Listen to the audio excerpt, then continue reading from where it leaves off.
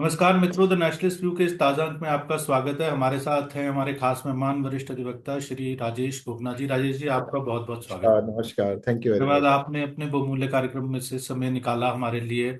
आप व्यस्त रहते हैं और पहले के कार्यक्रमों में भी हमारे साथ बने रहे हैं और बहुत अच्छा फीडबैक हमारे पास आया। और जब दर्शकों का आग्रह हमारे पास बार बार आया, काफी सारे लोगों ने कहा कि हाल ही में एक घटना हुई है जिसमें एक जो सोशल मीडिया की पर्सनालिटी इन्फ्लुएंसर हैं, रणवीर अलाबादिया जिनका नाम है, उन्होंने एक कॉमेडी, तथाकथित कॉमेडी कह लीजिए, डार्क कॉमेडी जिसे कहते हैं, क्या उसके कॉमेडी। कार्यक्रम में एक कमेंट किया जिसके बाद उनके खिलाफ कई एफआईआर भी दर्ज हुई हैं।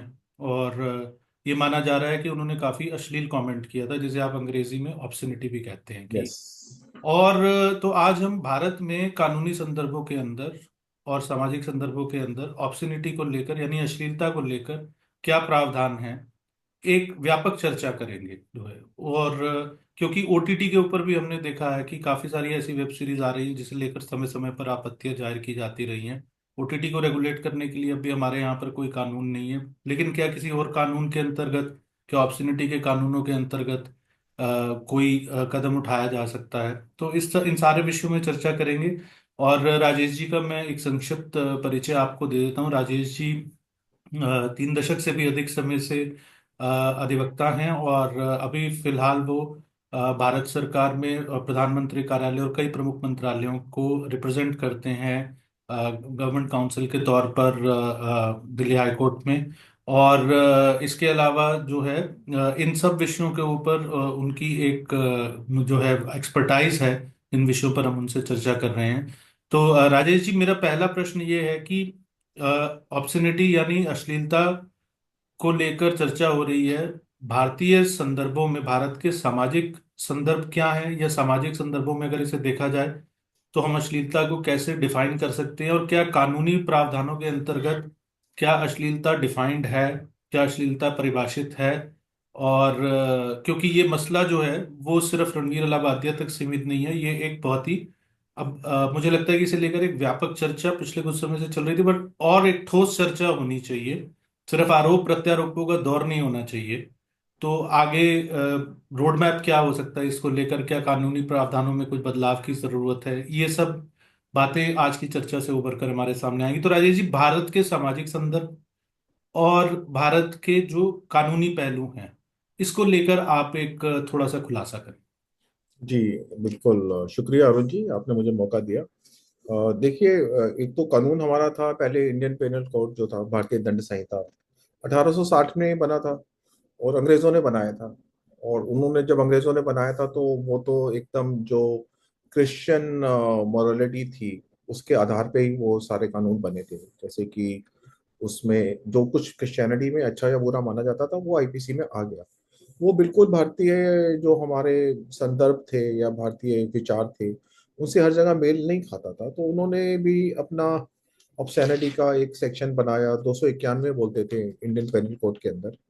और उसको अभी नई संहिता बनी है तो वो 294 हो गया। प्रोविजन तो लगभग वैसे ही रहे।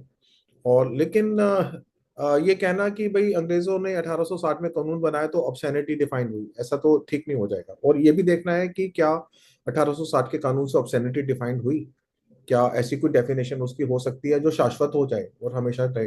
तो ये सारी बातें बातचीत करते हुए कानून के बारे में, जजमेंट्स के बारे में बात करेंगे। लेकिन अगर ऑब्सैनिटी की बात करें तो ऐसा नहीं हो सकता ना कि जब से हमारी कोई भी सभ्यता, चाहे भारतीय सभ्यता है या बाकी सभ्यताएं हैं, तो जब वो शुरू हुई होंगी तो उसमें हर व्यक्ति जो है बहुत ही वैदिक परंपरा से, बहुत ही सामाजिक परंपरा से बहुत ही अच्छी तरह से व्यवहार करता होगा। ये जरूर होता होगा कि कोई ना कोई व्यक्ति ऐसा व्यवहार करेगा जो बाकी समाज के हिस्सों को पसंद ना हो, वो उसको ऑब्सीन माने, वो उसको अश्लील माने।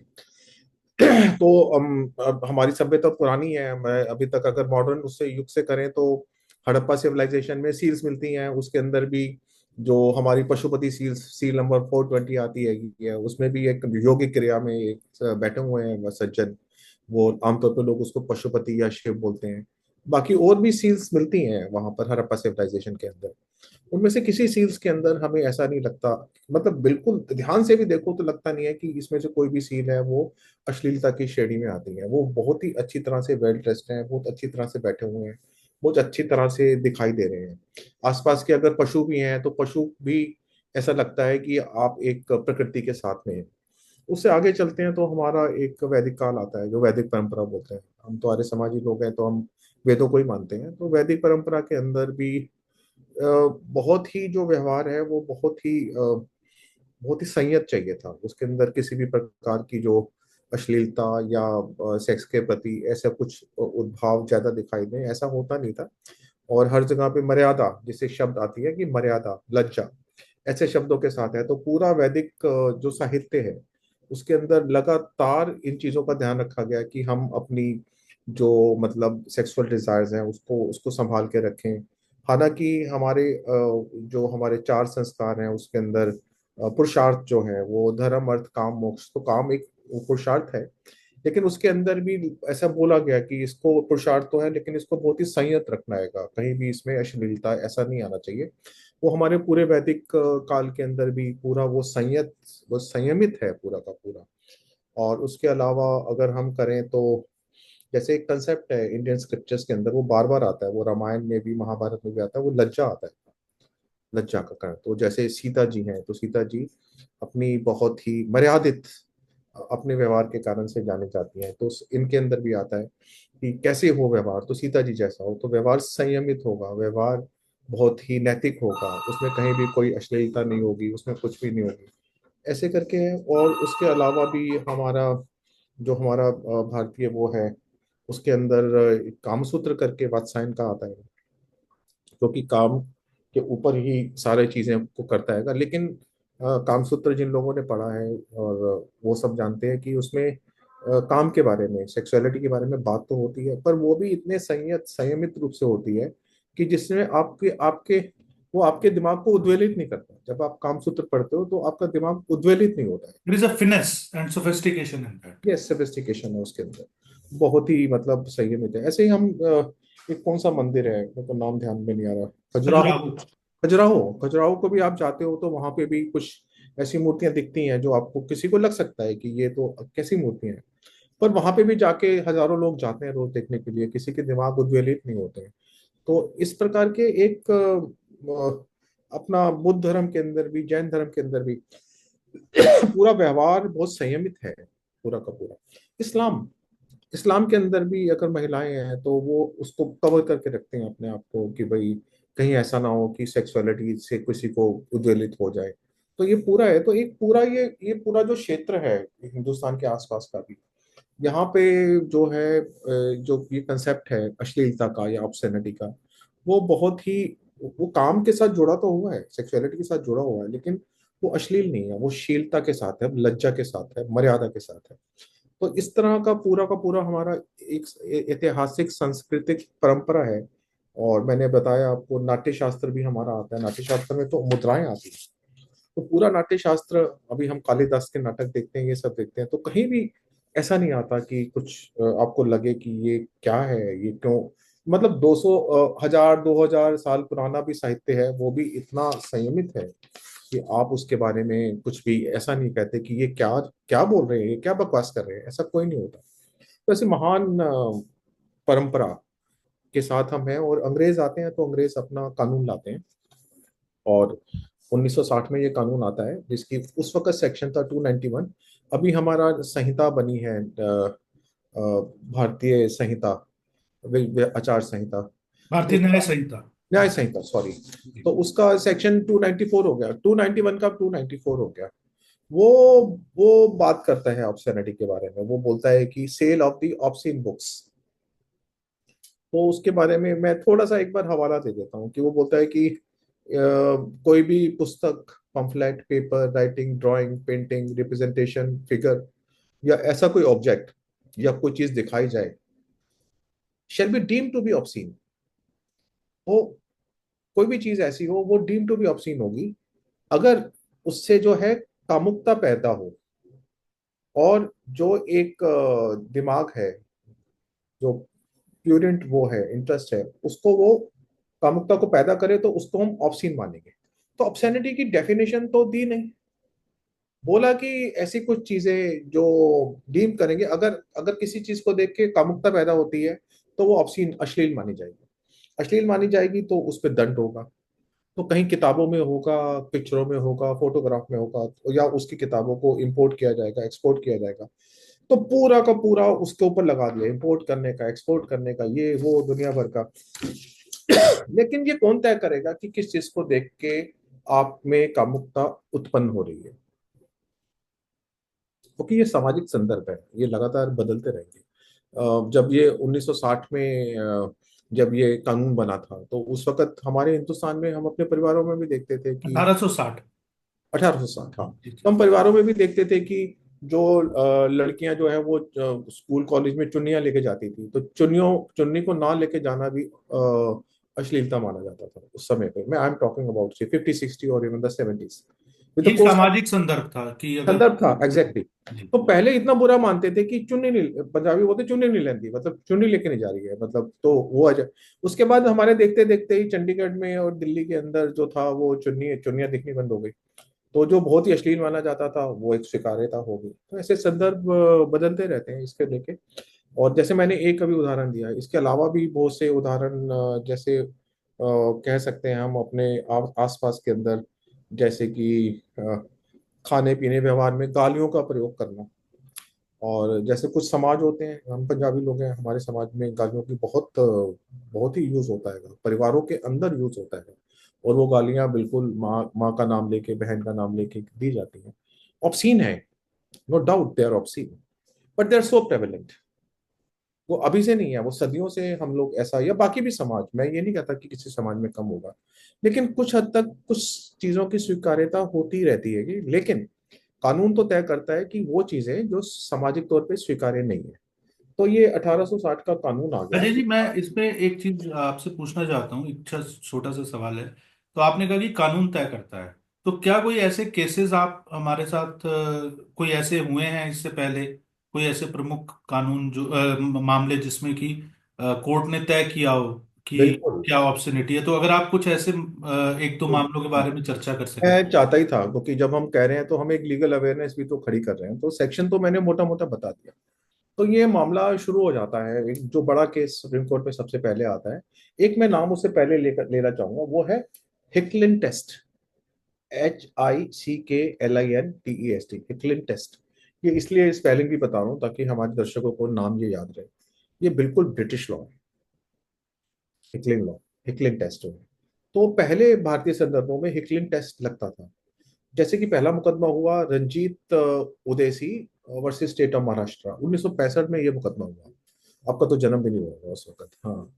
तो उस वक्त ये बिल्कुल जो ऑब्सैनिटी के मुकदमे हैं उसका फाउंडेशन है, मतलब इसी से आसपास घूमते रहते हैं।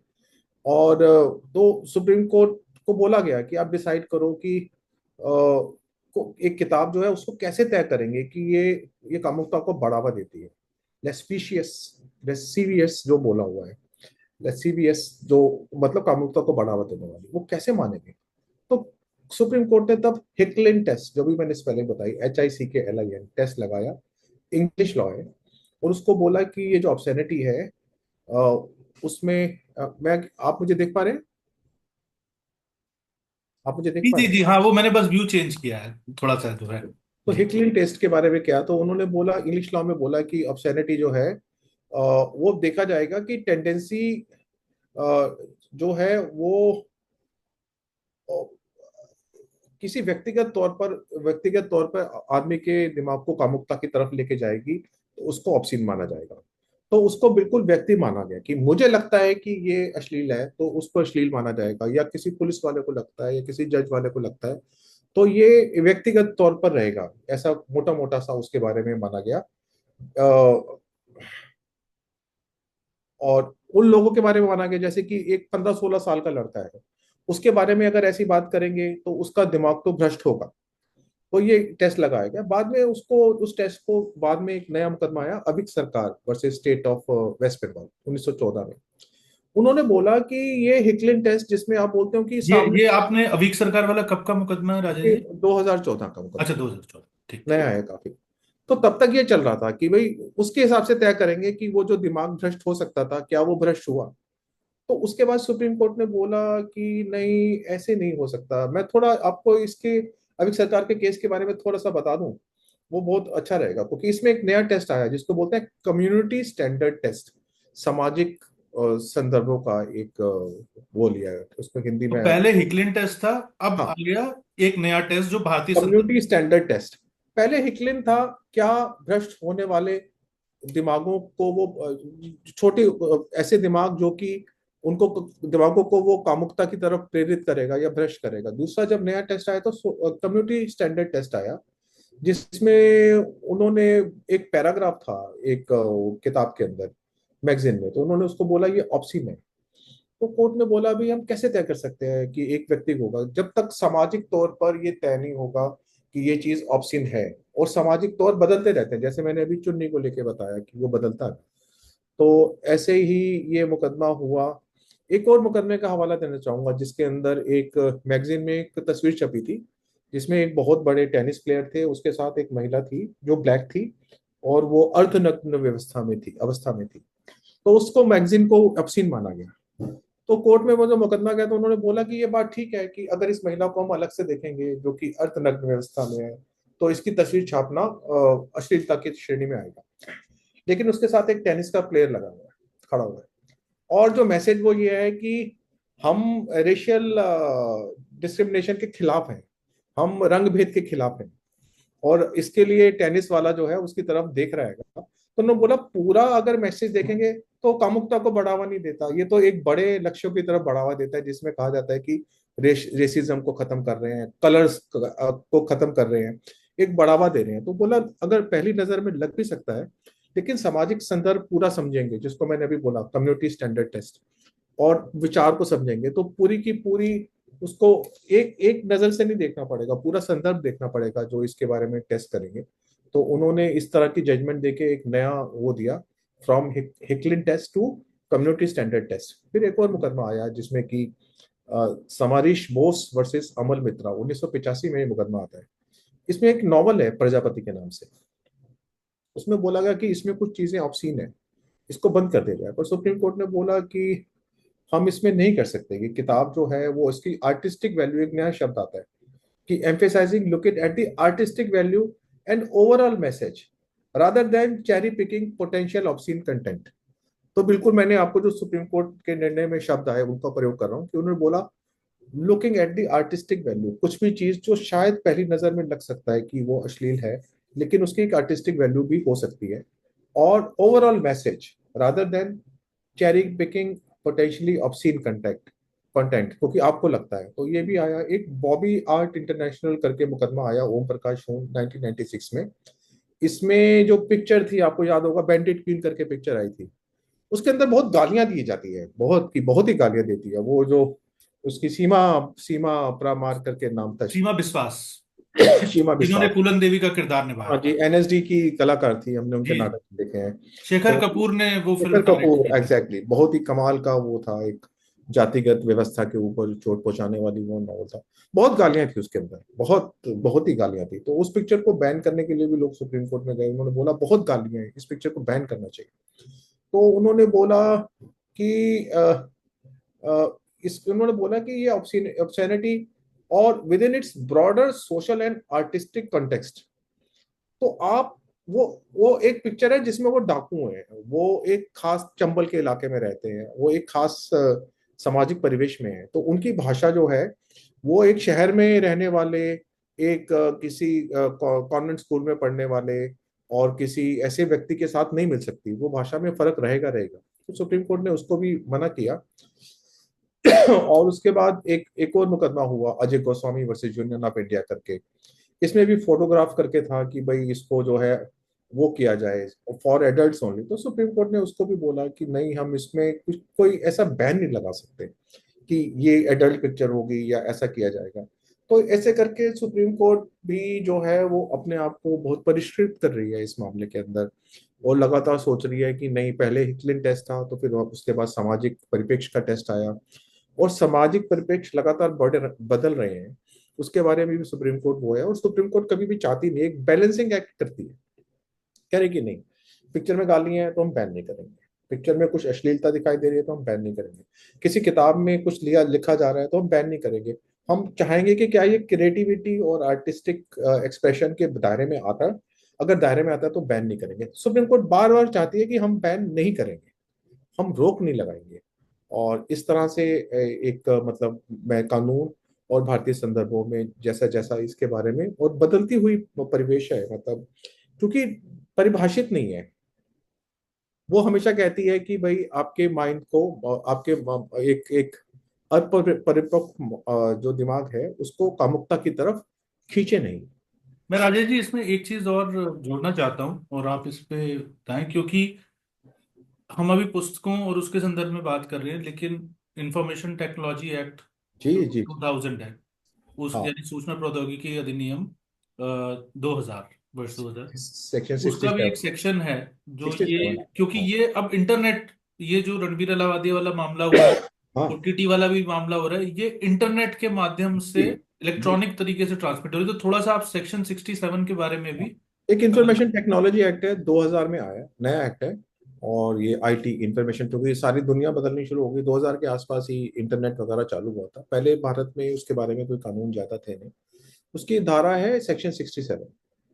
इसमें एक पनिशमेंट है कि भाई जो भी पब्लिकेशन या transmission of the obscene material in electronic form, तो वही ऑब्सैनिटी जो बातचीत करने में थी, जो किसी पिक्चर में थी, जो किसी फोटो में थी, जो किसी पेंटिंग में थी, जो किसी बातचीत में थी, जो किसी नॉवल में थी, उसको बोला कि नहीं, अब अगर ये इलेक्ट्रॉनिक फॉर्म में आ रही है। इलेक्ट्रॉनिक फॉर्म का क्या मतलब है, जैसे कि यूट्यूब हो गया, जैसे कि हम नेट पे कुछ सर्च करते हैं तो हमें इमेजेस में मिलती है, मूवीज में मिलती है, तो इलेक्ट्रॉनिक फॉर्म में अगर कुछ ऑब्सैनिटी होती है तो उसमें उन्होंने बोला कि इसकी जो है वो सजा सजा होगी। और उसको लेके भी बाज दफा चीजें कोर्ट कचहरी में आती रहती हैं कि इसको कैसे रोका जाए।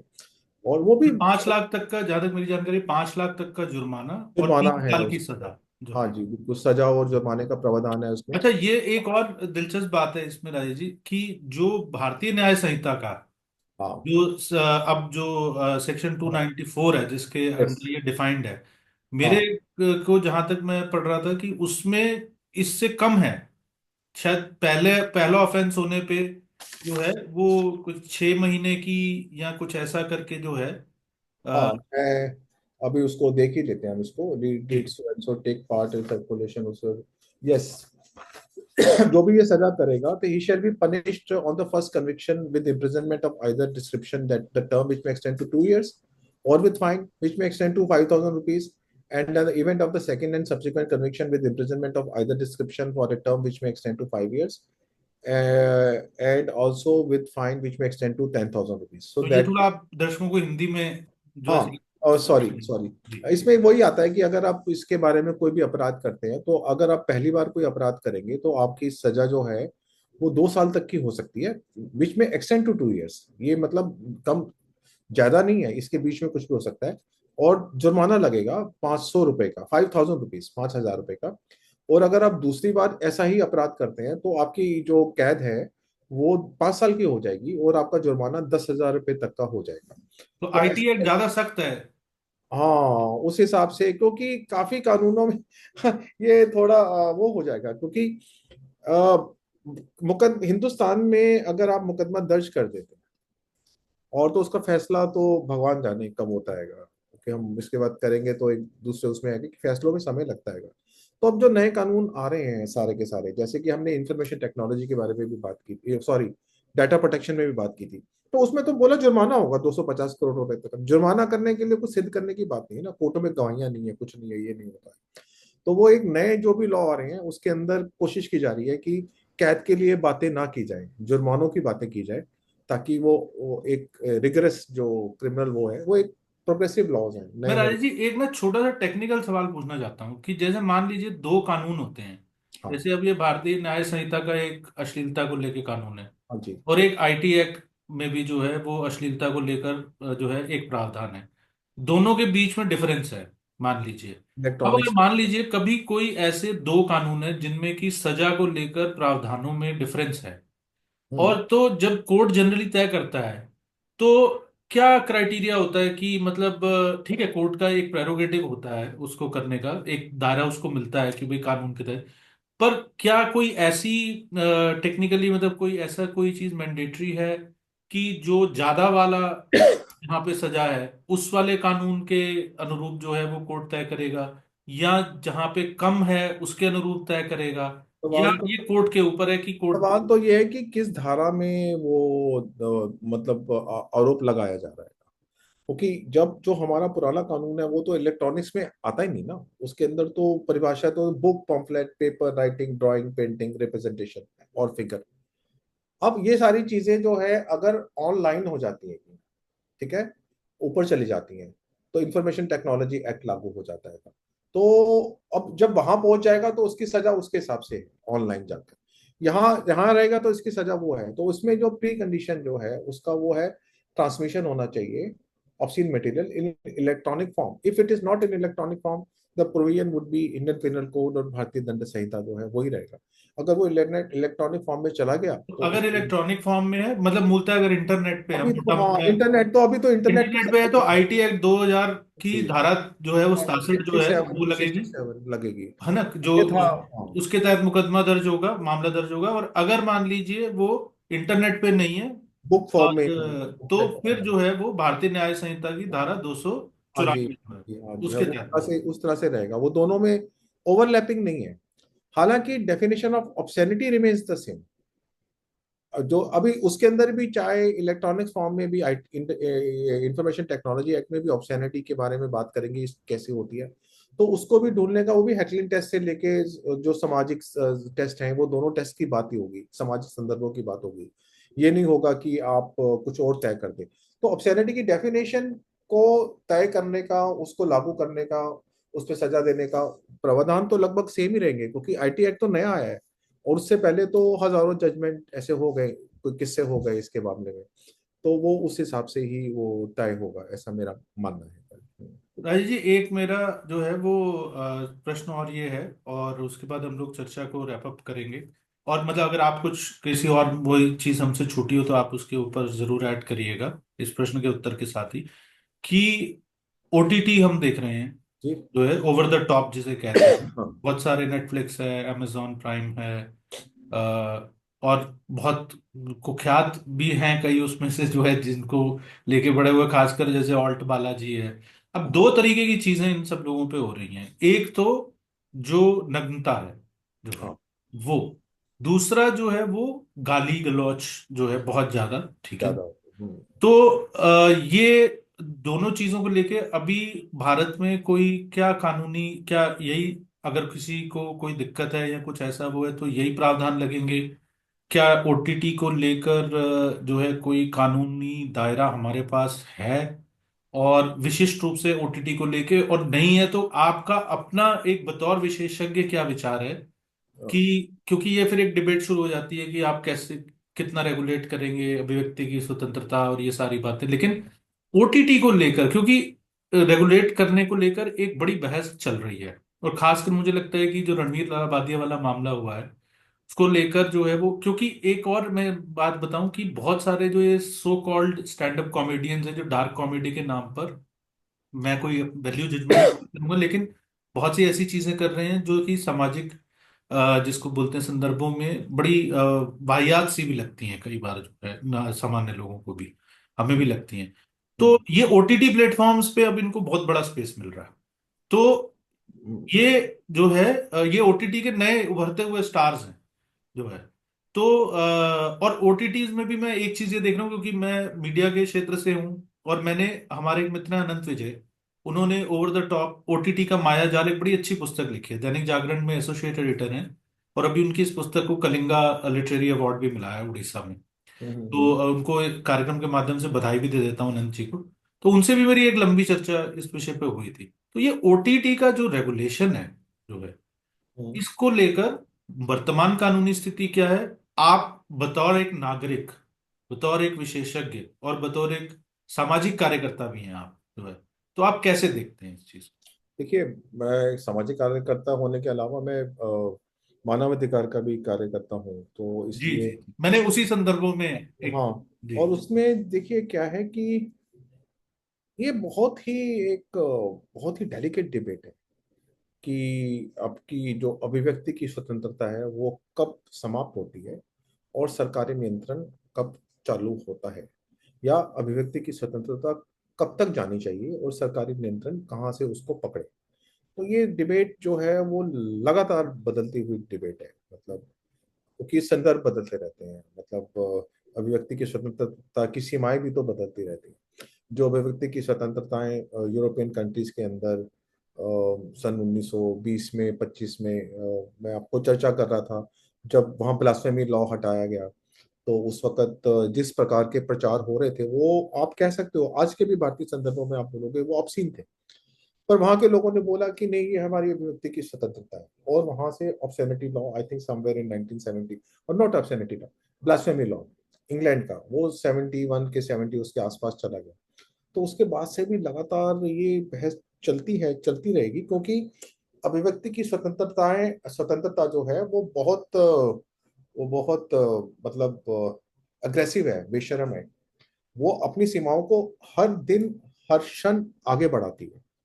और मैं उसको अच्छा ही मानता हूँ कि जो सरकारें हैं वो इतनी कई बार कमजोर हो जाती हैं कि वो अपने आप को पीछे करती जाती हैं। तो कोई भी सरकार, चाहे ड्रकोनियन गवर्नमेंट्स हो, ड्रकोनियन लॉज हो, तो अभी इतना अंतर्राष्ट्रीय दबाव भी है कि ये रहता है कि नहीं, कोई ऐसा काम ना हो जो अभिव्यक्ति की स्वतंत्रता को वो हर, लेकिन जो मैंने बोला एक भीना सा बीच में एक पर्दा तो है ही है। वो इतना भीना है कि समझ नहीं आता कि कब क्या हो जाएगा। तो उसको लेके लगातार बहस है, हिंदुस्तानी संदर्भों में भी वो बहस चल रही है। और जहां तक आपने बात की थी ओटी के बारे में, तो ओटीटी रेगुलेशन है आईटी एक्ट में, रूल्स में 2021 के अंदर, उसके बारे में उसका नाम आता है का, इसका अंग्रेजी में ही पढ़ पाऊंगा कि information technology intermediary guidelines and digital media ethics code rules 2021। ये इंफॉर्मेशन टेक्नोलॉजी एक्ट 2000 के अंदर इसको किया गया।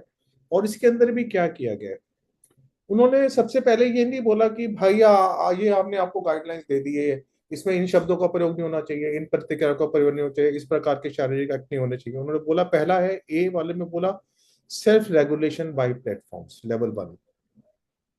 आप अपने आप रेगुलेट करो, अपने आप को खुद तय करो कि आपकी क्या सीमाएं होंगी, ताकि अगर भारत सरकार सीमाएं तय करेंगी तो होगा कि अभिव्यक्ति की स्वतंत्रता में बाधित कर रही है। अगर बोला जाए कि हाँ ठीक है आप भी तो समाज के लिए करो, आप अपनी सीमाएं तय कर लो, इसलिए बोला कि आप अपने कंटेंट को क्लासिफाई करो, you category, 7+ category, 13+ category, 16+ category and adult category. तो उन्होंने बोला जो भी आप कंटेंट डाल रहे हो तो उसकी कैटेगराइजेशन कर लो कि 7 साल के, इसलिए जब भी हम यूट्यूब के लिए अप्लाई करते हैं तो वो पूछते हैं कि आपकी आयु क्या है। हम अपनी डेट ऑफ बर्थ लगाते हैं वहां पर, या किसी भी जगह पे जाते हैं तो हम अपनी डेट ऑफ बर्थ डालते हैं। जैसे हम डेट ऑफ बर्थ डालते हैं तो वो कंटेंट जो उस एज के उसके भी नहीं होता वो आपको आना बंद हो जाता है, अनलेस आप डेट ऑफ बर्थ गलत ना डालो।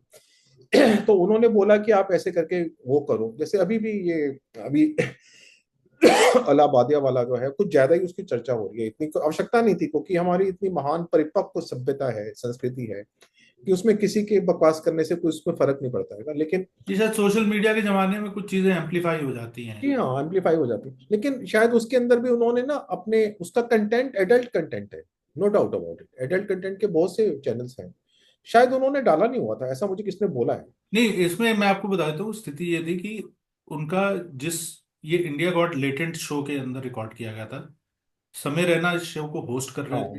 हाँ उस शो का एक हिस्सा जिसके अंदर उन्होंने ये बात कही, हाँ। वो उनके यूट्यूब चैनल पे एक प्रावधान है कि पेड सब्सक्राइबर्स, यानी कि ओके, जिन अच्छा, लोगों वो ने पेड जनता के लिए नहीं सब्सक्रिप्शन लिया हुआ है। है। ओके ओके ओके, तो सो पेड वाले में था, लेकिन जिन लोगों ने पेड सब्सक्रिप्शन लिया भी था, उन्होंने जब देखा और जब वो ऑफेंडेड फील हुआ है वो अच्छा, उनकी बात हाँ से, हाँ, तो उन्होंने फिर इस चीज को लेकर ऑब्जेक्शन किया, सोशल अच्छा मीडिया पे उसको डाला और फिर वो वायरल। ओके। अच्छा, मतलब ये हर किसी के लिए उपलब्ध नहीं था, ये जो हाँ, जाएगा लेकिन ये उसको। फिर हर किसी के लिए उपलब्ध करवा दिया गया। ये ऑब्सैनिटी अपने आप को फैलाती भी है, इसके साथ ये भी होता है, ये बहुत बुरी तरह से फैलाती है। तो मैं बता रहा था कि उसके बाद पेरेंट कंट्रोल, और इसके बारे में भी बात आती है, implement parental control and content descriptor for viewers awareness. तो ये पूरा आता है। उसके बाद दूसरा लेवल है इंडस्ट्री सेल्फ रेगुलेटरी बॉडी, उसमें उन्होंने बोला कि आप अपना कोड ऑफ कंडक्ट बनाओ इसके बारे में। और तय करो कि कौन कौन से नियम होंगे। उसके बाद लेवल 3 में आता है गवर्नमेंट ओवरसाइट। तो इसमें ministry of information and broadcasting जो है वो मॉनिटर करती है ओटीटी प्लेटफॉर्म्स को, और इंटरवीन कर सकती है when there is a serious violation. अब सीरियस वायलेशन कैसे तय होगी मुझे मालूम नहीं है इसके बारे में। और उनको पावर भी है कि किसी भी कंटेंट को ब्लॉक कर सकते हैं या रिमूव कर सकते हैं। जहां तक मेरे को ध्यान है, अभी ये जो कंट्रोवर्सी चल रही है उस नहीं, कंटेंट इसी में को ही शायद उन्होंने यूट्यूब को लिखा, यूट्यूब ने उसको ब्लॉक किया, उतारा उसको कंटेंट को। और इससे पहले सब। भी समय समय पर कोई ऐसी चीजें हैं जो हाँ प्रोवोकेटिव हैं, जो है हाँ उनको, जो समाज में वैसे भी अव्यवस्था, नारकी, अराजकता फैला सकती हैं, हाँ हिंसा हाँ पैदा हाँ कर सकती है, उसको लेकर वो काफी सक्रिय रही है, जो है सूचना और प्रसारण मंत्रालय जी। की। इसके अलावा हमारे पेनल कोड के अंदर ये भी जो हेट स्पीच होती है, डिफेमेशन होता है, ऑब्सैनिटी होता है, परमिशन ऑफ कम्युनल हार्मनी, वो भी कंटेंट पे लगता है। ऐसा भी कुछ चीज आती है तो उसको भी ब्लॉक कर सकती है सरकार, उसको भी हटाने के लिए इंटरमीडिएट को बोल सकती है। सिनेमेटोग्राफी एक्ट भी है 1952 का, और उसके अंदर भी सेंसर बोर्ड होता है। वो भी इन सब चीजों को, जो public morality and decency norms, अब ये शब्द आते हैं public morality and decency norms. अब शब्द आते हैं, शब्द एक समय पे 50 में एक उसका मतलब, 60 में कुछ मतलब, ये लगातार बदलते हुए मतलब है। तो बहुत ही एक क्या बोलेंगे वाइब्रेंट कंसेप्ट है, और बहुत ही वाइब्रेंट समाज भी है हमारा। हम हमारा समाज भी तो बहुत तेजी से बदल रहा है। हम जो मतलब हर हर रोज अपनी सोच को, हमारा हर चाहे 60 से ऊपर हो, चाहे 50 से ऊपर हो, चाहे बिल्कुल यूथ हो, हर बंदा अपनी अपनी सोच को बदल रहेगा। और बदलते समाज के अंदर थोड़ा मुश्किल हो जाता है इन चीजों को तय करना। पर कुल मिला के हमारी जो भारतीय परंपरा है वो 2000 3000 या 4000 साल पुरानी है। उस परंपरा में हमने कामसूत्र होने के बावजूद भी, और वो वात्सायन का लिखा हुआ, और वो खजुराहो के मंदिरों के बावजूद भी, और पूरा कामरूप की जो यौगिक क्रियाएं हैं उसके बावजूद भी, इन सबको हमने अपना पुरुषार्थ भी माना, और उसको बहुत ही सौम्यता से, बहुत ही सभ्यता से, बहुत ही अच्छे तरीके से प्रस्तुत किया। और इसलिए आज भी भारतीय समाज में जब आप घूमते हैं तो आपको अश्लीलता नहीं दिखाई देती। पश्चिम समाज में जब हम जाते हैं तो कुछ हम जैसे लोगों को कई बार वहां के बीच की तरफ घूमते हुए सड़कों के ऊपर व्यवहार लगता है कि ये सामाजिक व्यवहार नहीं होना चाहिए, ये अश्लील व्यवहार है।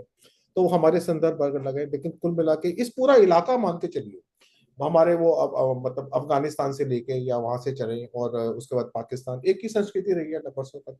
हिंदुस्तान, बांग्लादेश, श्रीलंका, तो ये पूरा इलाका जो चाइना फॉर दैट पर्पस, ये पूरा इलाका बहुत ही सभ्यता का एक एक सांस्कृतिक परिपक्वता का इलाका है। तो यहाँ पे कभी भी जो है मतलब कामुकता जो है अपने आप को बहुत ही संभाल के रखती है, बहुत ही सभ्यता से रखती है। तो मैं तो यही मानता हूँ कि किसी एक दो लोगों के कुछ कह देने से कुछ फर्क नहीं पड़ता हैगा। हम काफी ज्यादा संवेदनशील शायद हो जाते हैं, और कुछ दिन के लिए भूल भी जाते हैं। और हमें हमेशा याद रखना चाहिए कि एक महान संस्कृति के हम परिवाहक हैं, हम उसको आगे ले जा रहे हैं, और हम सब ले जा रहे हैं। हम जाने ना जाने, हम माने ना माने, वो महान संस्कृति के जो वो है मतलब बीज हैं, वो हम सबके अंदर रहते हैं, और वो हमें कभी भी उससे अलग नहीं होने देंगे। तो मुझे लगता है कि समाज के एक पक्ष की तरफ से इसको लेकर जो ब्लो बैक आया है रणवीर अलावाती वाले को, वो भी एक तरीके से, क्योंकि वो भी एक सामाजिक विमर्श का हाँ, हिस्सा है। बिल्कुल विमर्श है। और जो है कुछ लोग जो है वो उनको डिफेंड भी कर रहे हैं, हाँ वो भी हम देख रहे हैं अपने सामने, जो है। लेकिन अब जिसको बोलते हैं कि the ball is in the court of law, जो है, क्योंकि एफआईआर दर्ज हो चुकी हैं, हाँ जी, हाँ एंड द जी। Law will take its own course. On force और उस, फोर्स कब लेगा वो मालूम नहीं है, बट इट विल हाँ, टेक लेकिन इट्स ऑन फोर्स। उम्मीद करते हैं, क्योंकि लेकिन इसी बहाने जो है वो, मुझे लगता है कि भारतीय समाज को, हम सभी को जो है वो, ये एक एक एक तरीके से एक रेफरेंस पॉइंट हो सकता है ऑब्सनिटी को लेकर, अश्लीलता को लेकर एक व्यापक चर्चा करने का, क्योंकि इंटरनेट आने के बाद से अश्लीलता अपने आप में एक बड़े खतरे के रूप में उभर रही है। तो इसलिए मैं उसको प्यूरिटन सेंस में नहीं कहूंगा कि वो हर चीज ये है और सब वो है, पर इसीलिए कि ताकि हम आउट ऑफ प्रोपोर्शन जाके भी ना रिएक्ट करें, वेरी राइट। और बिल्कुल चुप करके भी ना बैठ जाएं कि जब वेरी तक जो राइट। है वो बिल्कुल ही बंटाधार हो जाए समाज का। मैं एक बात, एक लाइन जोड़ना चाहूंगा कि ये ऐसे जब मौके आते हैं, मतलब बाज बाज दफा आते आते रहते हैं, आते रहेंगे, तो ये हमारी सामाजिक जो विमर्श है उसको, उसके परिपक्वता के स्तर को और ऊपर लेके जाते हैं। तो हम, मैं ये तो नहीं कहता कि ऐसे मौके आने चाहिए, पर जब भी ये मौके आते हैं तो हम सामाजिक विमर्श करते हैं। तो विमर्श की परिपक्वता कब कब तय होती है? जब क्राइसिस आता है तो विचार विमर्श जो है वो अपने दूसरे स्तर की परिपक्वता को पाता है। तो ये छोटी सी बात थी, लेकिन इससे हमारी सामाजिक विमर्श की एक परिपक्वता हमने पाई है, और उससे हम और बेहतर समाज बना पाएंगे, ऐसा मेरा सोचना है। तो बहुत बहुत धन्यवाद राजेश जी, और दर्शकों से आग्रह है कि अगर आपको वीडियो अच्छा लगा हो तो शेयर करें, लाइक करें, चैनल को सब्सक्राइब करें। एक बहुत अच्छी डिबेट थी, हमने आपके सामने ठोस तथ्य रखने की कोशिश की कि वास्तव में तथ्य क्या है, भारत में अश्लीलता को लेकर क्या सामाजिक संदर्भ है, क्या कानूनी प्रावधान है। बाकी जो निर्णय करना है वो हम दर्शकों पर छोड़ते हैं, वो अपने हिसाब से निर्णय करें। हमारा मानना है कि दर्शक और जो भारतीय समाज का हिस्सा है वो बहुत समझदार हैं, जो डिसीजन करेंगे ठीक डिसीजन करेंगे। हाँ। और हम जल्दी मिलेंगे एक नए विषय के साथ। राजेश जी, एक बार फिर से आपका बहुत बहुत धन्यवाद। Thank you very much. नमस्कार सबको, बहुत बहुत नमस्कार। धन्यवाद, आपने मेरी बात को सुना।